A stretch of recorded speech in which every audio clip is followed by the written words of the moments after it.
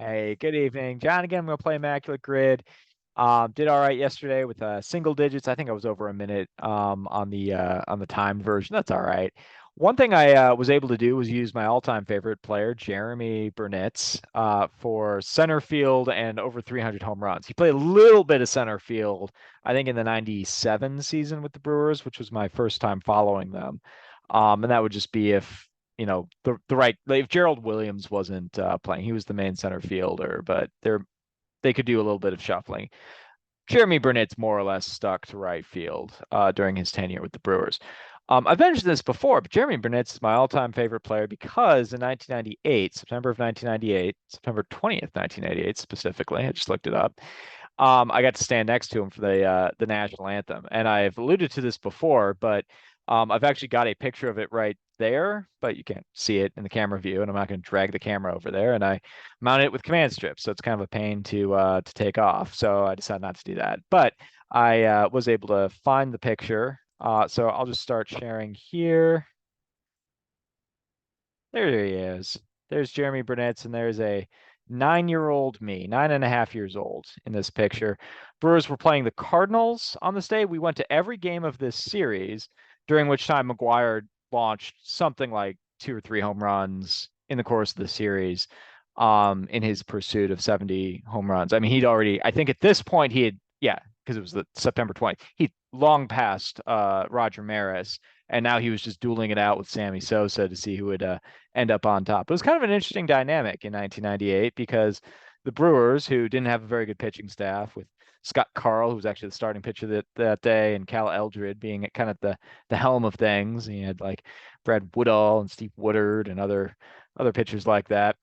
So we, as the Brewers, we were kind of a launching pad. We just moved the NL Central, and we became a launching pad for the McGuire Sosa home run race because of the unbalanced schedule. They played a bunch of games against the Brewers and a bunch of games at County Stadium, and so it was a spectacle event. It was a very in retrospect, it was a fun summer. I wasn't having fun with it because I was just like, this stinks. Everyone just cares about these home run hitters, and nobody wants to just watch the 73 win Brewers or whatever we were.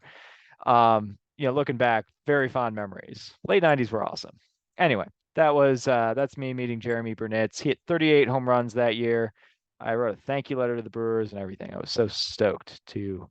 I don't really look at it, but I was really stoked to meet Jeremy Burnett. That guy up there is wearing a number 33, which I believe was Henderson, William Henderson, our fullback. I think that was his number. Although Doug Evans, I think, also had it at one point. I don't really remember. It could be either one. Anyway, I'm going to exit that. Here is the rarity round from yesterday. Yeah, because you got Jeremy Burnett's there. So I must have had like a 5 with all of it coming from Pete Harnch of all people. Let's hit refresh. Let's hit go. Let's hit time, and away we go. All right. That's a Josh Willingham combo, right? There we go. That was actually pretty rare. Harold Baines over here. Dang. All right. And Coco Crisp will work. 20%. Interesting. Let's see. Let's get Kubel play the left field. And how about Juan Gonzalez? It's a little bit higher. And let's get Manny Ramirez. 200 wins pitching, Blyleven. Kevin Brown and Sabathia. Darn. Not darn. Good. It was good. It was under 50 seconds. I think it was in the 48-second range. With a pretty good rarity score, too. I mean, I had sub 1, 20, 1, and 4% for Kevin Brown over here for the Rangers. I'm trying to think. Did Charlie Huffo, did he get there? I still don't know how that's pronounced. Someone tell me in the comments how Charlie's name is pronounced. Actually, Blyleven will work here too, but can't use them. I guess I really could. I mean, I guess it's not against the spirit totally. If he would work for all 3 of these, actually. So I could dip him down potentially. But all right, let's stop sharing. 200 wins is I don't know that one as well. All right. So there's yesterday's. This was the timed grid. This is the one where I stumbled on. It was Eric Davis who I didn't even end up using because he played for both of these teams and obviously the Reds. He would have been a pretty good pick over here. Um, Joe Carter taking just 1% there. It was his final season. It was actually that 98 season, I think. He split between Baltimore and San Francisco. All right. Where to go? Where to go? I know these are both Tris Speaker combos. This is actually a Roger Maris combo. Um, Harold Baines was sub 1% over here. That was interesting. Let's see, where can I find someone? What do we think of Frank Catalanato? Great baseball name. All right, point 0.6. Already blew the ghost score. That's all right. It was a very low probability of that happening anyway. In fact, it's never happened. So at least never. I think it has happened. I have gotten a ghost score on playing it on my phone, but usually on like maybe the third or fourth time I playing that grid. I've never gotten it on the first try. Have gotten a one before though. Let's see here. So playing in the outfield, anywhere in the outfield, Minish will work. Goes 0.2. And then for Cleveland, you know who's, I think this is going to be a pretty good one. I just distinctly remember Richie Sexson playing a little left field during the 1998 or 9 season before he became a Brewer. Because Jim Thome played first base. David Justice was up there in years a little bit and spent a lot of time DHing. Manny was playing right field for these Cleveland Indians. Richie Sexson was an up and coming slugger. He hit over 30 home runs in his only full season with Cleveland. I mean, the part of the reason they traded him for Bob Wickman and Steve Woodard was they didn't really have a place to put him, and they had just an abundance of riches, as I wrote about in my book. But he hit over 30 home runs in his first season with Cleveland, or his first full season with Cleveland or anyone. But they were just trying to get him in the lineup. Watching a gangly 6'7" man play left field, which I did a couple times, was interesting. So for that reason, oh man, that's a little higher even than I expected. I thought that was going to have some zeros after the decimal point. That's all right. Let's see here. Who's There's got to be some good Senator A combos besides Tris Speaker. Al Simmons will work. Um, but his primary team was Oakland, so I don't think that's going to be super rare. Willingham was a little bit surprising as low as he was. Cologne works for all of these. There's no way that's ever rare. Bartolo Colon is never the right answer. At least he's never the lowest rarity score answer. He will work for all of these, though, all of the open ones. Tris Speaker only played his last couple years with these teams. I think he was basically a while in Boston, a while in Cleveland, and then Senators and A's. Um, Kenny Rogers will work though. I wonder if that's more rare. I wonder if I should use him here actually. Let's go. I'm more just curious now. How many people are going to say Tris Speaker for this combination of teams? The answer is a not trivial amount. 0.6% is not nothing. I mean, he's an all-time great player. He just never played with these teams. Just the last couple of years of his career. Um, A's and Rangers. Ruben Sierra would work. I did Harold Baines, which was an interesting one. Canseco works.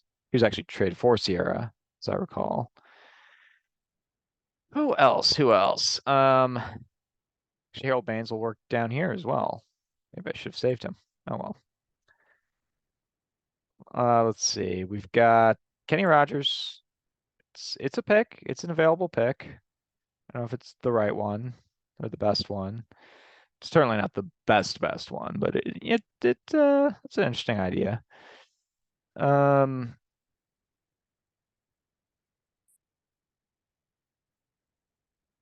Gossage would work. I don't think Gossage would be better than Kenny Rogers. I'm trying to think. Mark McLemore always works for this combination here of AL West teams specifically. Simeon would work. That's going to take a big percentage. Um, heavy sigh.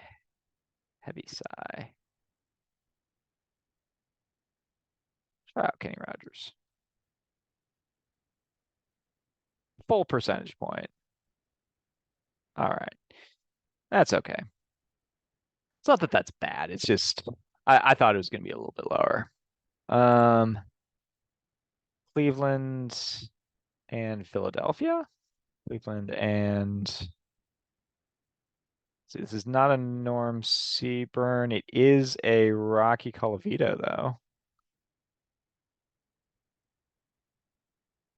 So it does. 0.4. All right. I got one, two, basically three so far. And now I'm gonna get to 200 wins. Let's see. This is none of these are Jack Quinn teams. Walter Johnson is pretty obvious. Bert Blyleven I've already used and is pretty obvious. Bartolo Colon is never the right answer. Um, Cy Young works, of course, for Cleveland. I wonder if they ever closed that loophole with him being working for Cy Young. I don't know if Sam McDowell played long enough. Bob Lemon will work. Bob Feller will work. Um, Phil Niekro will work. Steve Carlton will work.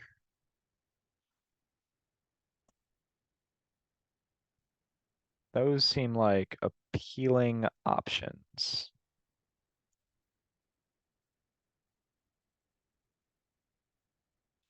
Let's try Niekro. Ooh, 3%. That was not that good. Steve Carlton might have been better. All right. For the Rangers, well, Kenny Rogers actually would have been an all right pick. And we've mentioned Cologne. We can keep Cologne in our back pocket for this combination of teams. It's just he's big, sexy's a popular guy. Fergie Jenkins, of course, will work. Nolan Ryan will work.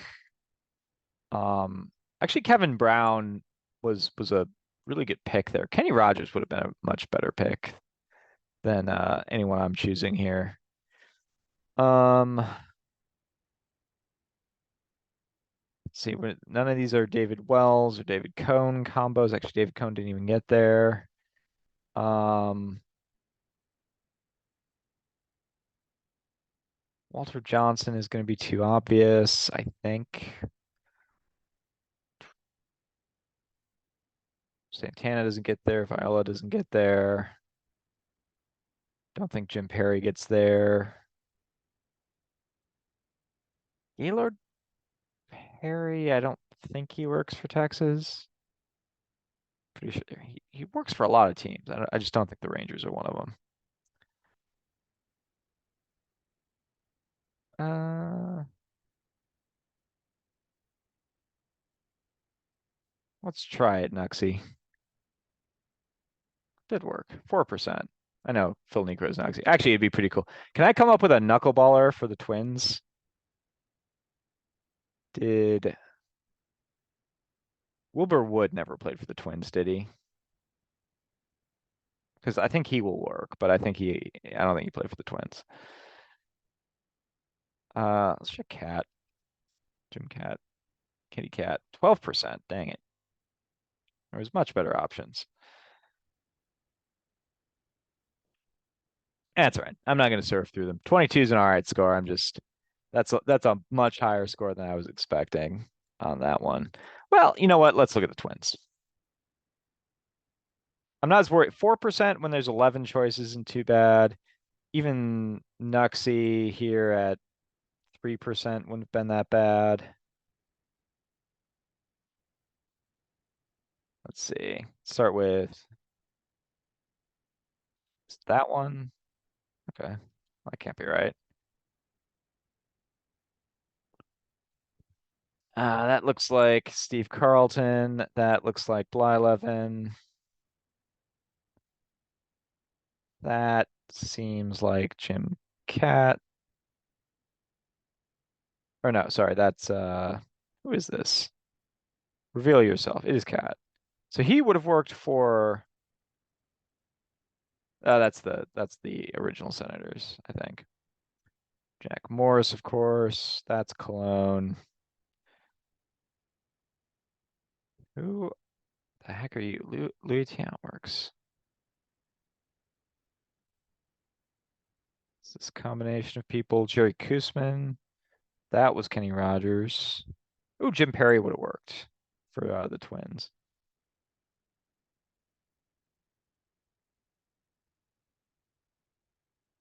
Who's this one? 345. Oh, that is Jim Perry. Okay.